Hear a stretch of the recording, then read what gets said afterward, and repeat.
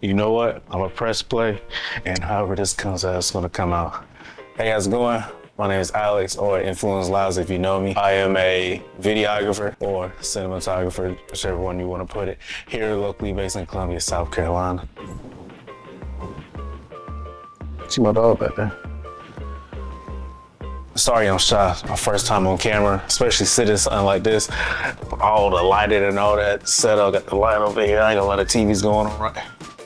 Maybe I should turn the TV off. But I wanted to talk about not having a camera. Influence in post here.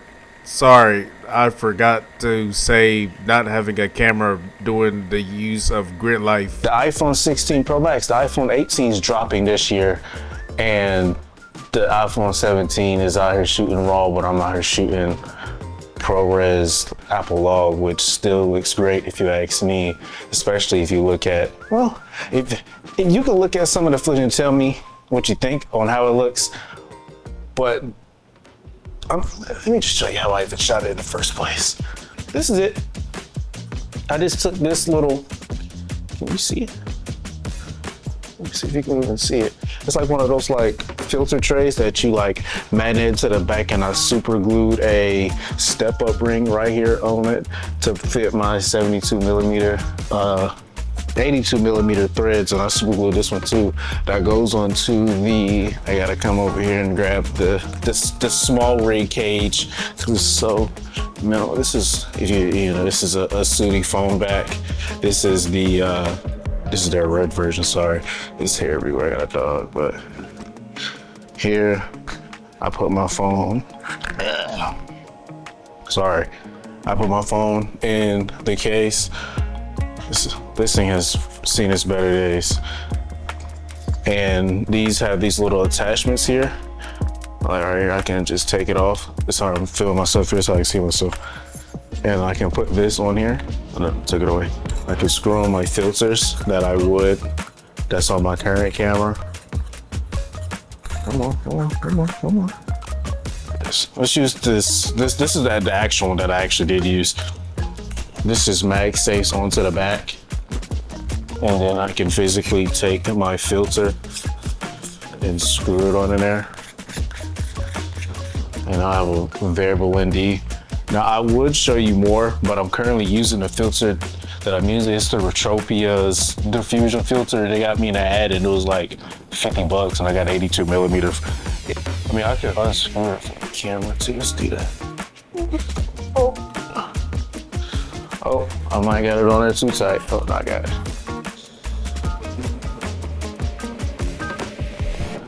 But this little thing right here, it glows. It's a diffusion filter and it's a warming filter too. So it creates like it's like my glasses, like blue light glasses. It puts that filter over your lens and it has like a diffusion built into it.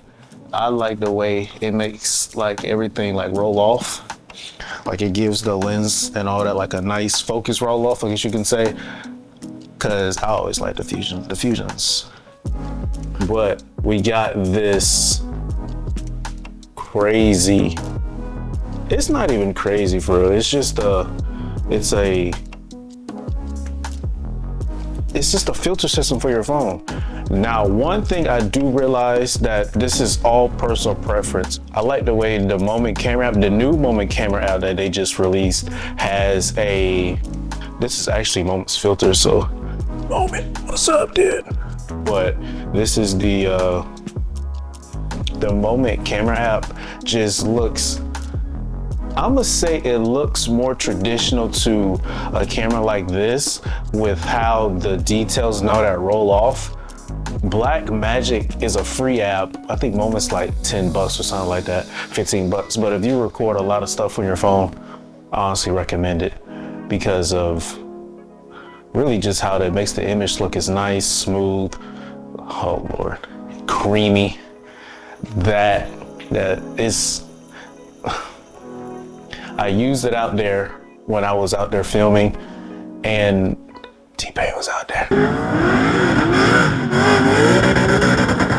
When I was out there filming, one thing I did realize is when you're shooting, when you go from light to dark, you can really see the harsh transitions. You can see the harsh transitions between the lights to the dark parts, and you have to really balance the image in editing. And I edit this whole video in DaVinci Resolve. I use Tiffin's smoke diffusion filter on here as well to give it a nice soft roll off too, so it doesn't look, how they say, digitally sharp. But then again, I like diffusion all the time. Anything that makes the image look different compared to just crisp. It's a crisp, sharp look. That is the look that I like when people be doing. What up?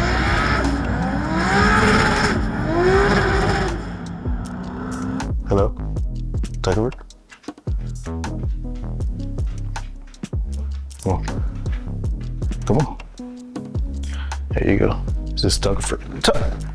Come on. There you go. Jesus, get in the frame, boy. But one thing I realized when using the iPhone 16 over the traditional camera is you can, I really don't know what ISO to use it at. I just use it at the 54. No, I think I had it at like 150. No, 50. I had it on 50 because the moment variable ND, this one right here, wasn't even strong enough to, fully cut off all the light. It is their 2 to 4 stop, which had the 6 to 9. So even still cranking this to max, I still had crazy, like, it was still overexposed tremendously, unfortunately. So I did have to crank the shutter at some points to take it. And I have it does, what is it, shutter angle? Yeah, so I just set it to 180 shutter angle and just cranked on so good. Now, and I did crank the shutter angle just so I can get more light to get the exposure right. So I did compensate a little bit for my shutter. Yeah, that angle, that's fine. Yeah, their filter looks really good out in the sun. It's like an eye catcher. That little red light thing and then a red ring too on the side. Mama just makes some nice products. I just need their 6 to 9 stuff though. Freak. One challenge that I had when out there recording was the 120 millimeter was probably my most used lens. It punched in because I was shooting the car drifting around the track, and being able to see the cars, do not see with the 24. And I didn't want to have no external like teleconverter lenses to even thing. I didn't want to crop in. So majority of this was shot with their with the iPhone 16s. So the 5X camera, the 5X camera is a 120 millimeter, and the stabilization on it is always this is great. I don't think I even put. Yes, sir. I don't even really think I added any stabilization in post.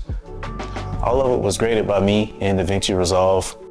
Not being able to get on the field like how it was last year also did kind of complicate it. Well, really, I was just a part of the general crowd. Like I really went to just attend, and I would take my phone out to record like little small moments of like like 20, 30 seconds.